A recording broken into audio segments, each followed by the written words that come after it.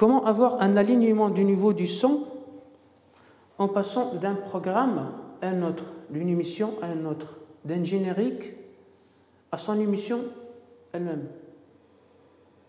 Parfois, une émission, le générique, plus fort que l'émission elle-même.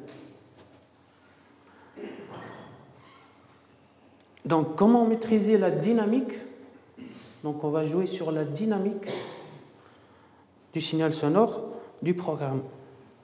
Et comment gérer le rapport entre le niveau le plus fort et le plus bas?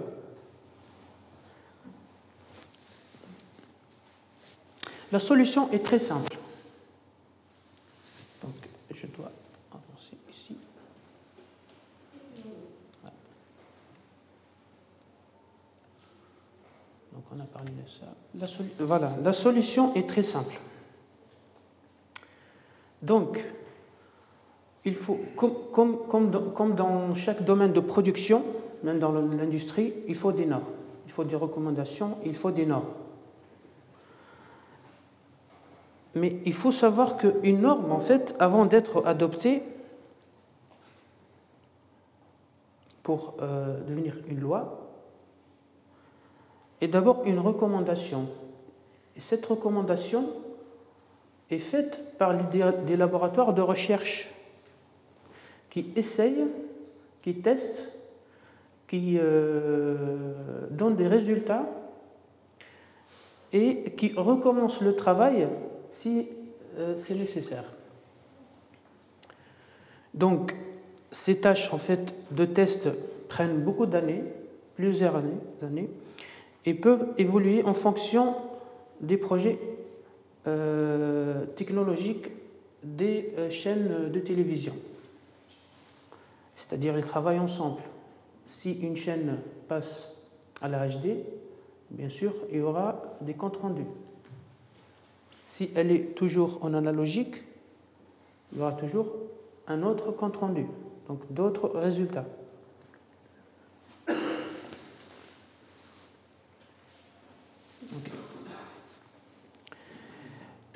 Donc, on a dit qu'il faut des recommandations et des normes.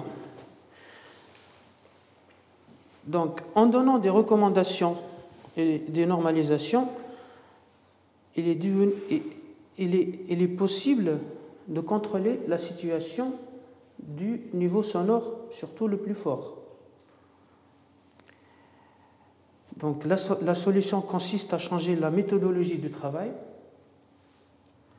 la méthodologie des mesures, et surtout établir un niveau de loudness commun pour toute la chaîne de production et de réalisation. Donc, ça, c'est la solution. Donc, l'intérêt de la normalisation du niveau sonore, en fait, il faut partir de l'idée que le son est précieux. Le son est quelque chose de précieux, c'est-à-dire c'est à l'ingénieur du son de penser le premier que le son est quelque chose de très précieux.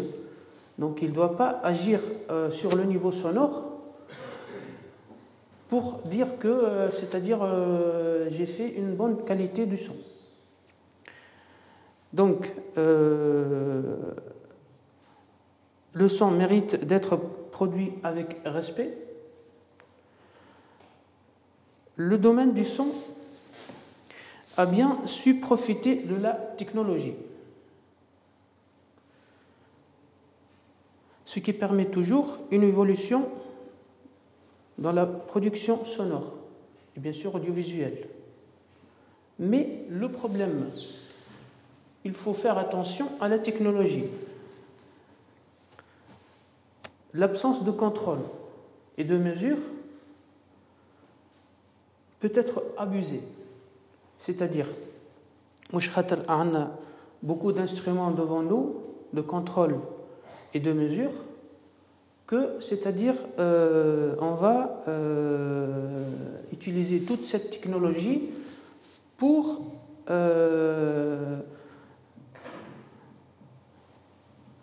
dire que le son peut profiter de toute la technologie. Non, On doit utiliser la technologie dans le cadre du respect du son, des normes et du niveau sonore.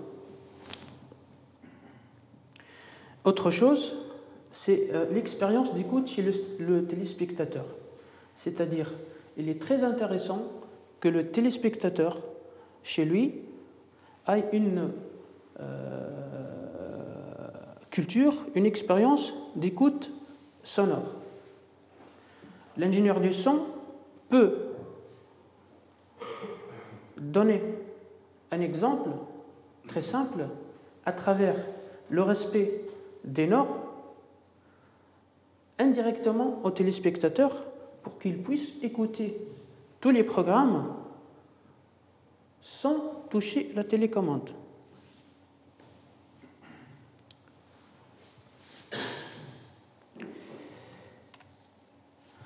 Donc,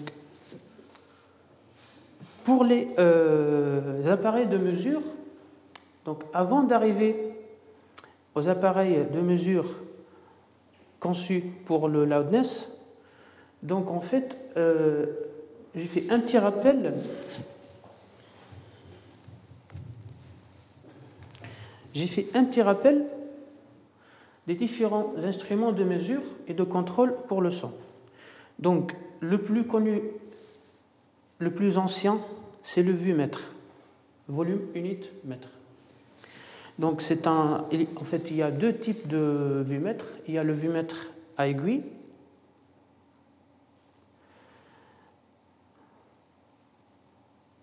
qui est gradué de -20 au +3 volume unit. Son origine, c'est aux États-Unis. Le temps de montée, ça c'est une caractéristique très très intéressante pour le vumètre. Le temps de montée et de descente de l'aiguille est de 300 millisecondes. Le temps de réponse, c'est dû en fait à la bobine, élément qui tient l'aiguille. Donc le temps de réponse est de 300 millisecondes.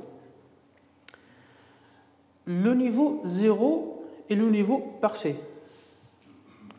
Mais pour avoir un niveau 0, pour que l'aiguille reste au niveau 0, il faut trois choses. Tout d'abord, il faut un signal sinusoïdal, une seule fréquence. Il faut une fréquence de 1 kHz et il faut un signal de plus 4 dBu. Ce qui est pratiquement impossible.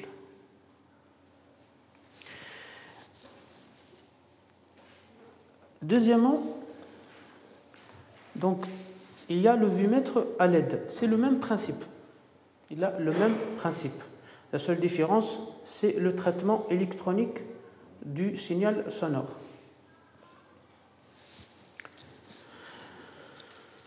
Le vumètre reste une référence aux États-Unis. Il donne un niveau proche de la perception du volume sonore de l'oreille humaine. Il se base sur la tension électrique générée par les sons et concerne l'ensemble de l'onde sonore. Il permet de suivre les constantes et les variations, mais ne permet pas de montrer la précision exacte du son à cause du temps de montée et de descente, les 300 millisecondes. C'est-à-dire qu'il répond un peu tard.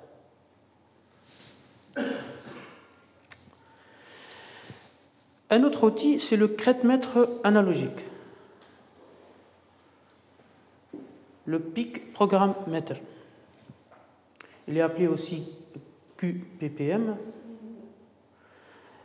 Donc, il est d'origine européenne. La graduation est de -50 à +5 dB. Il est plus précis que le vumètre de tout à l'heure, Donc il répond en 10 millisecondes. Donc il y a une très, très grande différence entre 300 millisecondes et 10 millisecondes.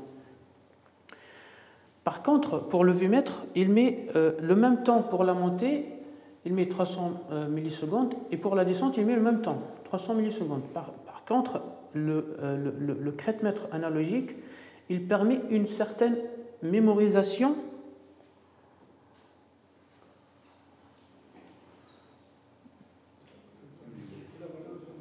Voilà.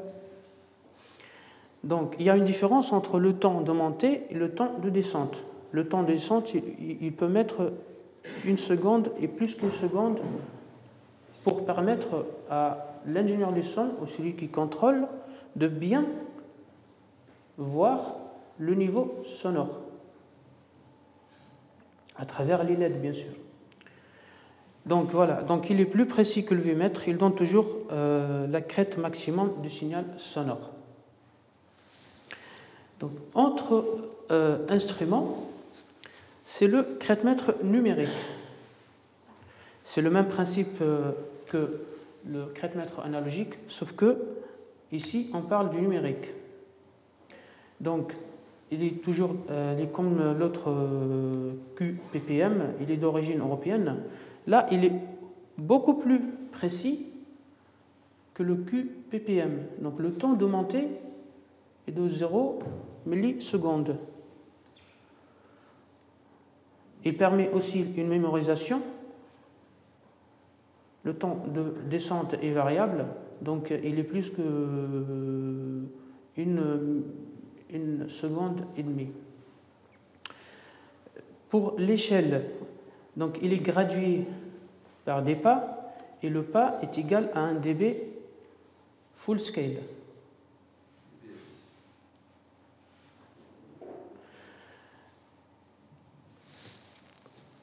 Contrairement au QPPM, qui a le niveau maximum est plus 5 dB, pour le SPPM, c'est le numérique, son niveau maximum est de 0 dB FS, full scale.